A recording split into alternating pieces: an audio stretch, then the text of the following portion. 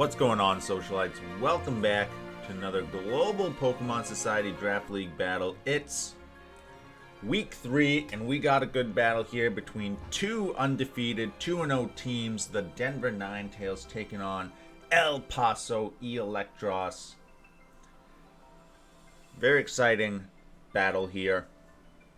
El Paso really turning around this season. Coming out of nowhere, starting off 2-0, going up against Denver, one of the perennial contenders, of course. As we see their team here, Denver bringing Incineroar, Rotom-Wash, Gengar, Nidoqueen, Arctozolt, and Alolan Exeggutor, with El Paso bringing Ho-Oh, Torkoal, Togekiss, Cresselia, Crawdaunt, and Lanturn. Crawdaunt, a free agent pickup for them this week.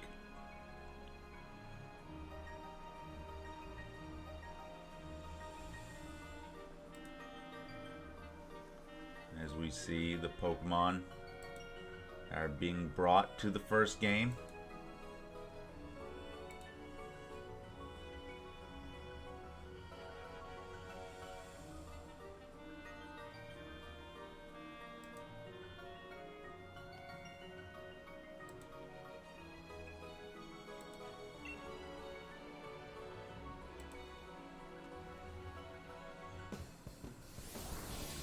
Alright, let's get into it. Denver Ninetales take on El Paso. Both these teams looking to start off 3-0, a very solid start for either team. El Paso leading off with Togekiss and Cresselia. They have been wanting to focus more on their Trick Room game, and this seems like a very strong Trick Room lead. Denver countering with Nidoqueen and Arctozolt. No hail on this game, though. No Alolan Ninetales for Denver.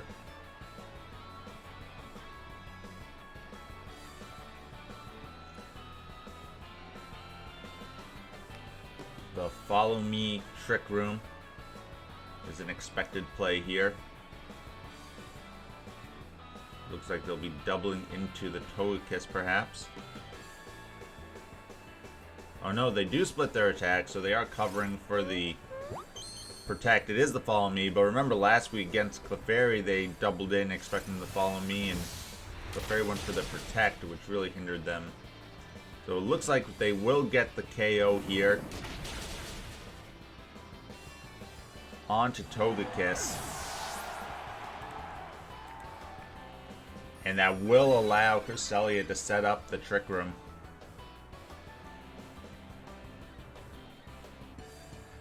Question will be now, what will be the next Pokemon for El Paso to take advantage of this Trick Room? They go into their Ho-Oh, very interesting. Not something you really expect with a Trick Room setup.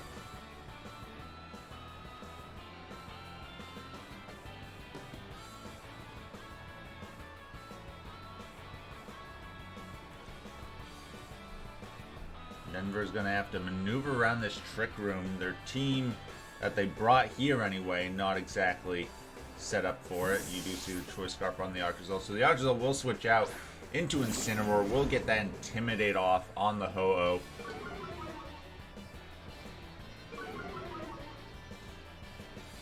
See what Ho-Oh tries to go for here. Nidoqueen with the Protect. The Ice Beam goes into Nidoqueen, but it is blocked. And Sacred Fire is going to go into Incineroar. Won't do too much damage after that Intimidate. And you see the Life Orb on Ho-Oh.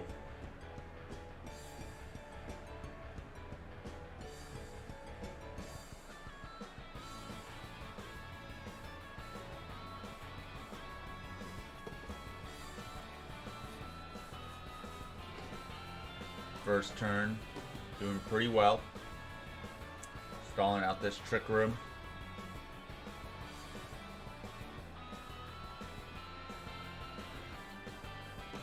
Denver deciding what they want to do here. Looks like they will switch out and go for the Fake Out into Ho-Oh.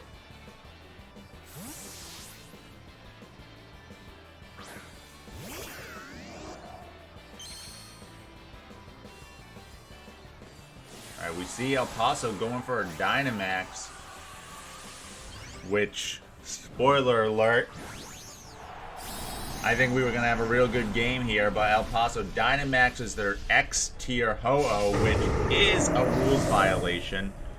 It is the one battle rule. You cannot Dynamax your X-tier, which includes all the restricted Pokemon. So, with that, El Paso will unfortunately forfeit this game. And we'll reset and get ready for the second game here. But yeah, don't Dynamax your X tier. That will be a forfeit.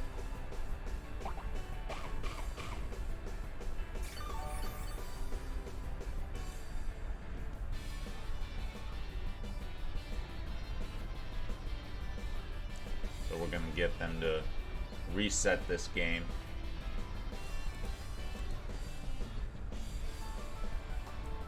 Unfortunately, I think this would have been a real good match here as well.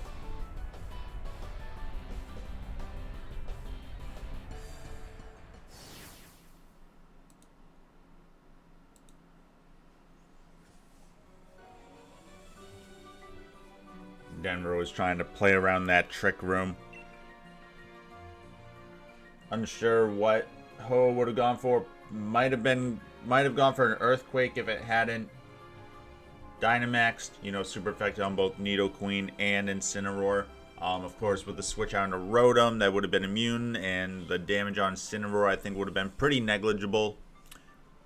With the Intimidate plus Ho-Oh being at, well, with Earthquake being only a 70 power move in doubles. Then I think you could have probably gone, well, actually, you would have had the Fake out into Ho-Oh, so Ho-Oh wouldn't have done anything. So it just would have been that Psychic into the Rotom slot, which we saw didn't do too much. So then I think Incineroar could have gone for like a parting shot onto the Ho-Oh, just really cripple the Ho-Oh, switch out, go back into Nidoqueen. You know, you could then either Dynamax Rotom,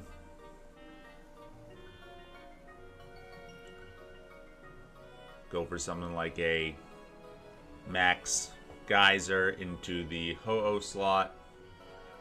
It would have been interesting. I just think that there would have been some good plays there. Unfortunately, it did have to be forfeit due to the rules violation. So we're getting ready for game 2. And now Denver knows that Trick Room is an option. So we'll have to see how they combat that and how El Paso wants to work around it.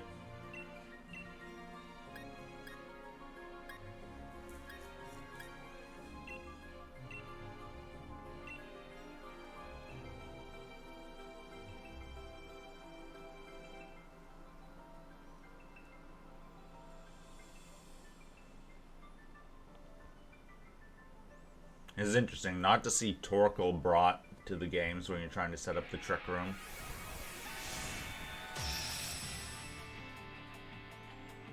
I believe Cresselia can learn Helping Hand, so you figure Follow Me, Trick Room, you know, Togekiss dies, you bring out Torkoal, and those Helping Hand eruptions can do big damage.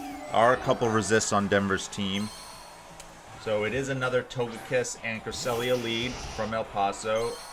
And Denver switches up a bit with Gengar and Nidoqueen. Gengar has the anti-Trick Room.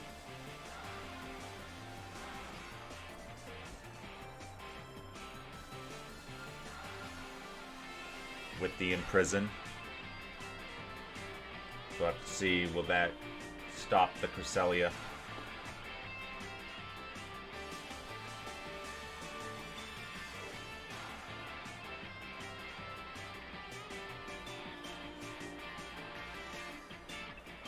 And no Follow Me from the Togekiss, so this could be a double attack. Nidoqueen gets a Sludge Bomb off, and ooh, just barely misses getting the knockout on Togekiss, and we do see the Citrus Berry. Togekiss gains some health back. Togekiss goes for the Heat Wave, double hits, and ooh, big damage on the Gengar with that critical hit on the Heat Wave. And yes, Cresselia is attacking the Psychic into Gengar. It will be enough to KO. So Gengar not doing much of anything. A nice play from El Paso, taking out Gengar.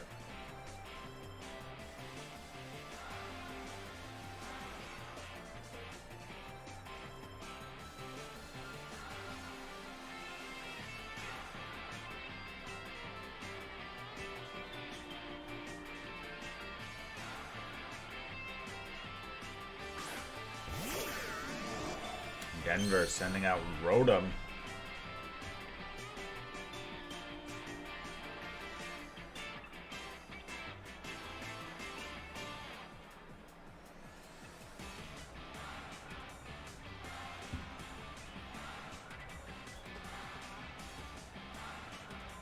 What will El Paso do here? Will they try to go for the Trick Room this time?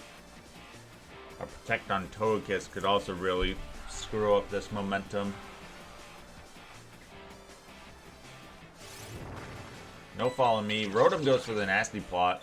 That's going to give a big boost to the special attack. And Nidoqueen gets the Sludge Bomb off. That's going to be enough to take down Togekiss.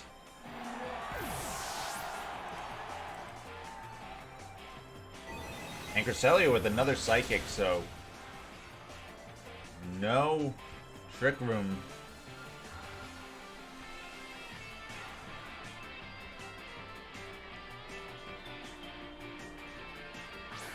And out comes Crawdaunt.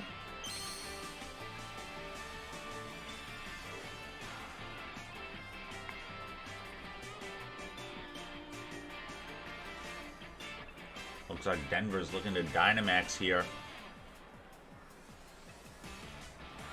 Gotta be careful of Crawdaunt's priority. Gotta respect it, both in and out of Trick Room. Adaptability Crawdaunt, making its water and dark type attacks doubly powerful. Don't want to get hit by a super effective stab attack. There's Dynamax Rotom-Wash. Can take an extra load of laundry now. Nidoqueen with the Protect. We do see the Aqua Jet come out, but the Protect, well called. And Rotom with the Max Lightning. This is going to go into Crawdaunt.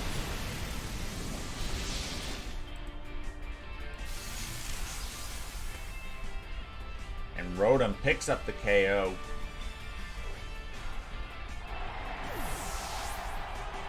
What does Cresselia go for here? Cresselia does go for the Trick Room now, so a late game Trick Room. See, what does El Paso have in store here in the back?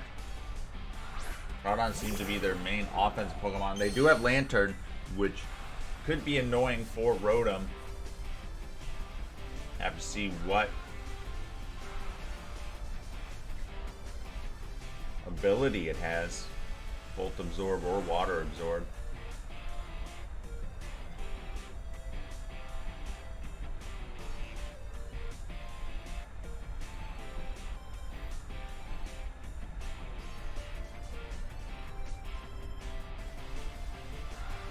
El Paso still hasn't Dynamax yet. Rotom still has 2 turns left of their Dynamax. A switch out from Denver, Nidoqueen returns and Arctozolt enters the battlefield. With the Trick Room up though, the Choice Scarf Arctozolt won't be doing too much attacking, I think. El Paso goes with Dynamax. Let's see who it is.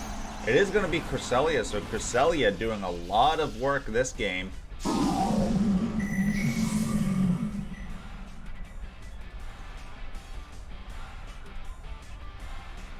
Very interesting. Max Mindstorm comes out from Cresselia onto Rotom. does about 25%, and that's with a critical hit, so not a lot of damage output coming from the Cresselia. Psychic Terrain is up, however. Scald into Arctozolt, looking for that burn perhaps. No burn, and there's a Max Geyser.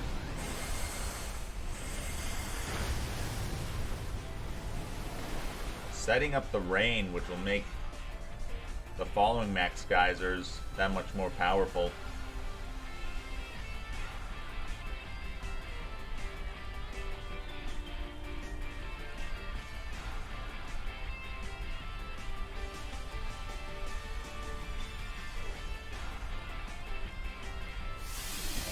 Another Max Mindstorm. This time into Arctozolt. Ooh, but Arctozolt's able to survive, and Dazzling Gleam comes out from Lanturn. Not able to get any KOs. Another Geyser. Cresselia, one hit away. And there's the Freeze Dry into Lanturn. Leftovers being revealed. Rotom's Dynamax ends.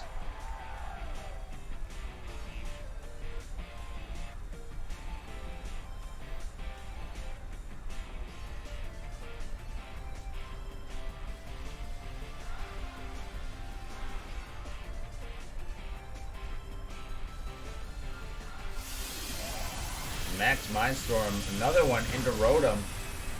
Rotom's able to hang on though. Another Dazzling Gleam. Will this pick up the knockout? Knocks out Arctozolt.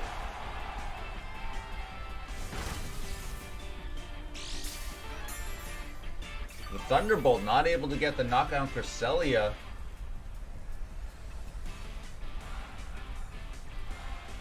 And one turn remains for Trick Room.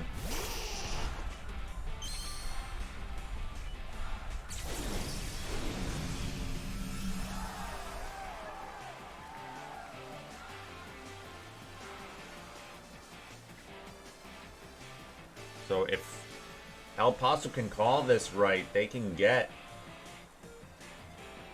the knockout here.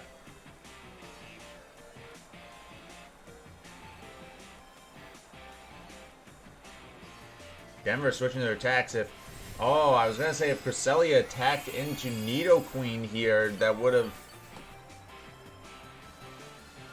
kept Lanturn alive. But Nidoqueen takes out Lanturn.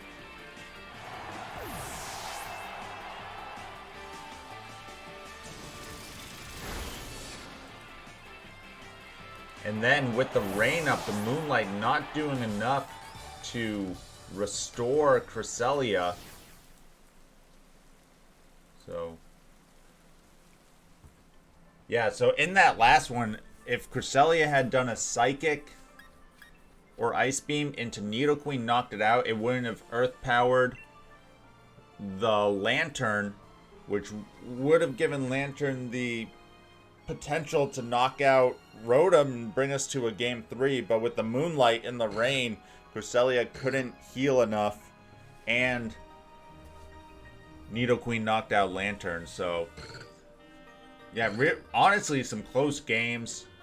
I gotta say, I do like El Paso's potential. I think that game 1 would have been so good. Unfortunately, we had the rules call there. But yeah, let me know what you thought of the game.